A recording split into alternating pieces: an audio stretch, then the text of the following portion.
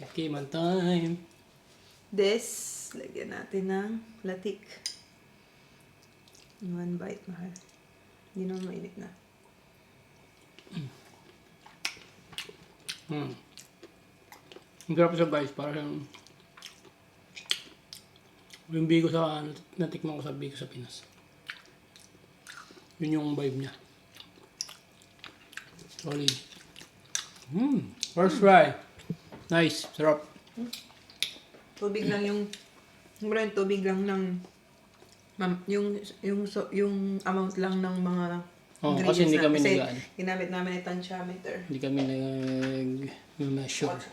Anyway. So yun guys, maraming salamat sa panonood guys. Yeah, and I hope natutunan nyo Yung simpleng way to cook the Pero biko. kung ano naman, maganda pa rin may measure para mas ganda.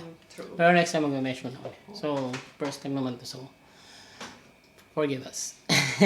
So yun guys, maraming salamat sa panonood guys. God bless and Ingat! Bye-bye! Bye-bye!